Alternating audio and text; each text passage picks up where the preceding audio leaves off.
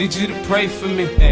I need you to care for me. I need you to want me to win. I need to know where I'm headed, cause I know where I've been. The book is really about fear and overcoming fear, isn't it?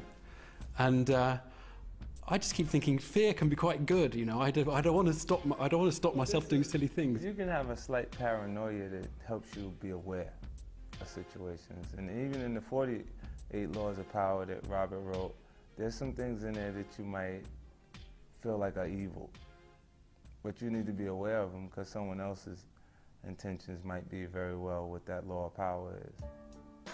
You know, so like when I got a chance to talk to him, we even brought it down to the perspective of a person that's in a staff meeting that is watching someone else raise their hand to answer a question that they know the answer to.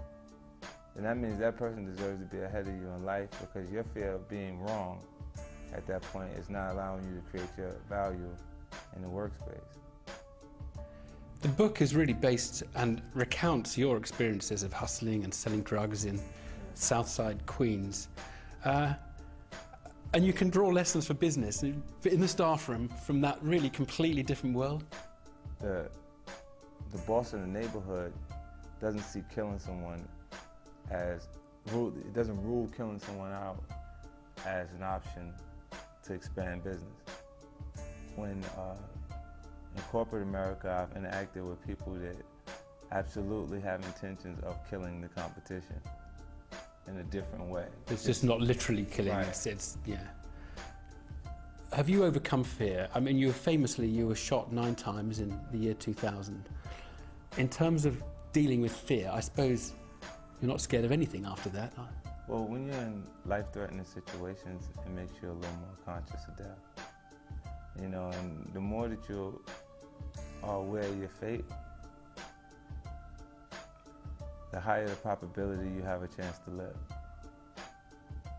So you're a little more free. Like I go into what Robert kind of identified as the core of my power, is me being in business situations and being the person with the least fear at the table.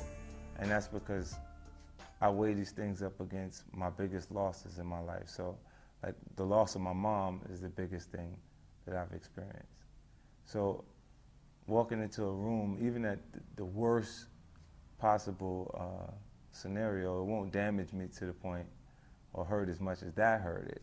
So I'll go in there in a secure space, able to speak and ask the questions, and I'd rather feel like I'm unaware for the moment within those quarters than to feel like I'm unaware in a losing situation. I mean, the book does describe some fairly nasty incidents. I mean, just in a chapter about the Hustler King, you slash the face of a rival's assistant who's out to hurt you. Yeah. I mean, looking back on all of that, I mean, how do you sort of feel? Because you've just moved so far away from that now. Yeah, I did. But, you know, like, I think the things you go through make you who you are. So I don't regret those things. I don't regret them because I don't think I'd be who I am today if I wasn't exposed to those situations. If you ask me, those are unfortunate situations that I've had to experience. And if I had a choice, I would have definitely went in a different direction. I might have wanted to go to school for business instead of having to go through this portion of my life. But, tough lesson, yeah. Yeah, but under those circumstances, when you're in an environment where you meet aggression with aggression, or you're deemed weak, and the weak becomes the prey, you gotta kind of back people off of you at different points. And it really felt like that in that. Literally. Yeah. And when you're willing to go as far as further than the other guy, you always prevail. You always end up on top. It's like the kid in the schoolyard that doesn't want to fight always leaves with a black eye, because as soon as the other kid identifies he doesn't want to fight, he hits him. But this is back to the negative view of human beings. Yeah, like, I mean, I never wanted to fight, but kids, actually, I did get hit at school a little bit, but like, not very much. But when they say no, I really don't want to do it. Pop, that's when you get hit.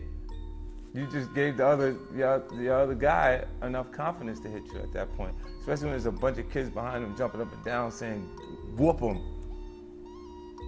You know, like those experiences from when I was really small, I identify with that. So I ain't never been in a space or those situations where even if I didn't want to fight, I didn't show them. And then let's talk about the world of rap, which is a bizarre world, obviously, hip-hop. I have to ask you why you have all these beefs with people. You just get into arguments with people all the time, feuds. What's going on? The competitive nature of hip-hop has always been one of the driving forces, one of the elements in the art form that keeps it thriving. The youthful audience that's attracted to it has a low attention span, so it's always out with the old and with the new as far as they're concerned. So the guy that comes into hip-hop music, you know, while we continuously use metaphors for things, I'll use the metaphor of a fighter. Fighter will go into the actual gym, day 2, his coach is calling him champ. Because he weighs 154 pounds, he's watching Floyd Mayweather fight saying, I'm gonna beat Floyd Mayweather one day, or I'll be as good as Floyd Mayweather. When he doesn't even know how to fight at that point. He just begins his training. You know, and rappers psychologically are like fighters, where they condition themselves to believe they're as good as the guy that is in position at that point. So I'm constantly challenged. They come prematurely and I damage their careers, because when you compete with an artist that has a higher consistency than you, they match you up against that artist, the public, and then you just dwindle away. But I'm in more fused than the average artist because I'm more vocal. I generate more interest, and I'm obviously in a space that they'd actually like to be in. See, when the director yells cut, none of my things go away. The big house is still there, the nice cars are there, the attractive women are there. When he yells cut to them, everything goes away. They write the life that they aspire to have, and I'm writing the struggle.